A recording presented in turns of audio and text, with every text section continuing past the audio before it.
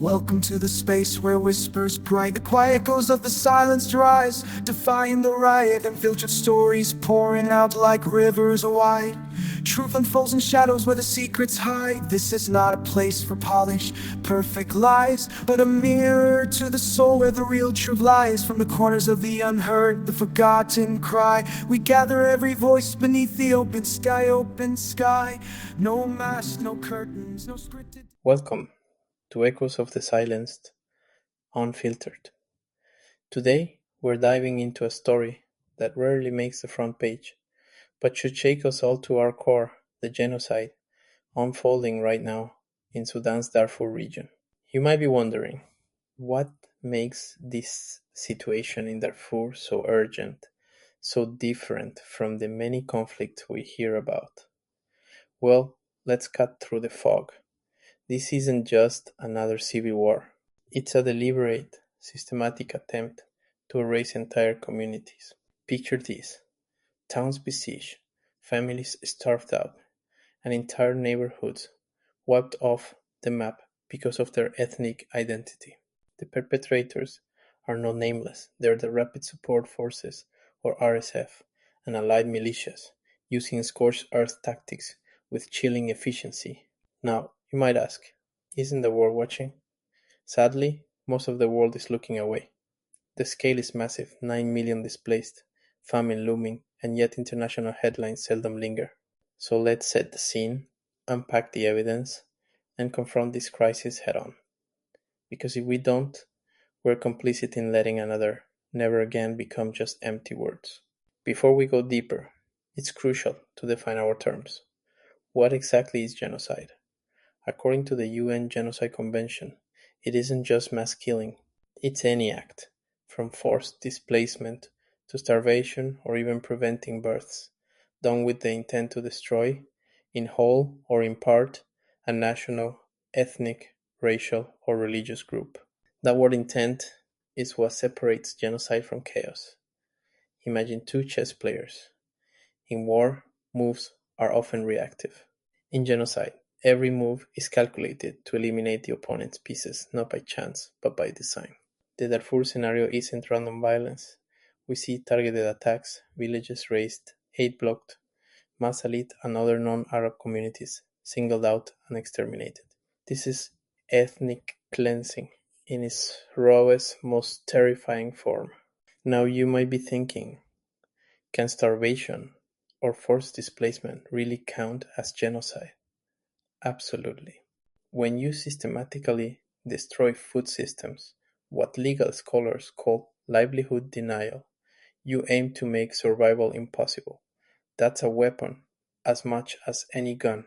So, as we hear survivor stories, remember, genocide isn't just about how people die, but why they're being killed, and the deliberate machinery behind it. Let me tell you a story that starts before today's headlines. The roots of Darfur's genocide go back to the early 2000s, when Janjaweed militias, notorious for their cruelty, torched villages, raped women, and massacred non-Arab groups like the Darfur, Zaghawa, and Massalit. After global outrage, you'd think that era was over. Instead, the Janjaweed were folded into the Rapid Support Forces, or RSF, a paramilitary juggernaut given state backing.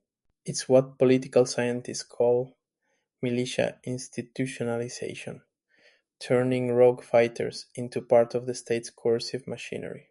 Fast forward to April 2023. Sudan's army and RSF go to war for power. But in Darfur, the old pattern returns. The RSF, now better armed, launches systematic attacks on Massalit and other non-Arab towns. The violence isn't random, it's coordinated, using siege tactics and what humanitarian agencies call denial of access to starve out communities. You might wonder, why does the world let the same perpetrators reinvent themselves? Part of the answer lies in realpolitik. As long as these groups serve someone's interests, accountability gets shelved and the cycle of violence continues. This is the tragedy of Darfur. History repeats, not because we forget, but because we refuse to act.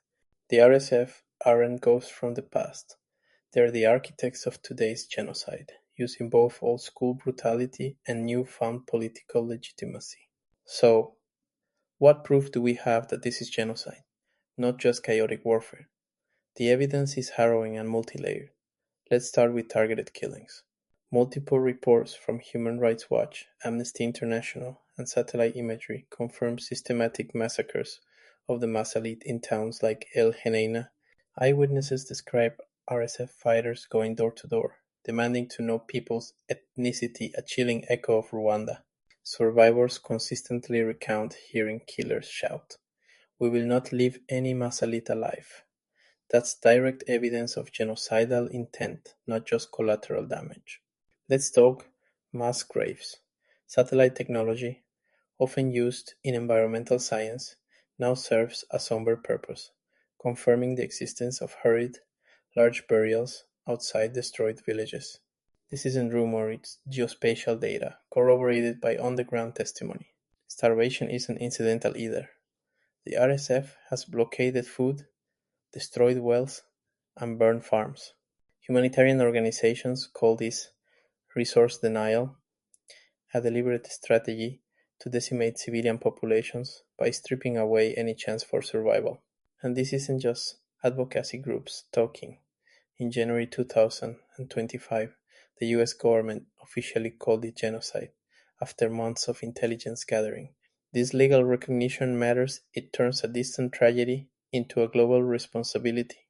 Let's pause and ask, what does all this mean for real people? Over 9 million Sudanese are displaced. That's more than the population of New York City. Famine stalks the land with mothers boiling grass to keep children alive and aid convoys blocked by armed checkpoints. It's not just numbers, it's loss etched into every survivor's life. Imagine burying dozens of relatives in mass graves or fleeing for days to the Chadian border with nothing but the clothes on your back. Trauma compounds, and what psychologists call collective memory, is shaped by witness horror and grief. And what about justice? The International Criminal Court, or ICC, has reopened investigations, gathering fresh testimony and evidence. But here's the conflict. International law is clear, yet enforcement is weak. Arrest warrants gather dust, while the RSF controls territory and resources. Now you might be thinking, does naming genocide change anything? It can, but only if recognition is matched by pressure, sanctions, arms embargoes, and above all, political will. In the end, justice is more than courts and indictments. It's about refusing to look away, standing with survivors, and making sure that silence doesn't give the green light to hatred and extermination. Let's confront the hardest truth. Genocide isn't just a Sudanese tragedy, it's a test of global conscience. We promised never again after Rwanda and Bosnia, yet here we are, watching history repeat in Darfur. Why does this keep happening? Partly, it's what ethicists call moral distancing. When horrors feel far away, it's easier to turn the page. But every time we do, perpetrators learn that violence works, that extermination brings power. So what can we do?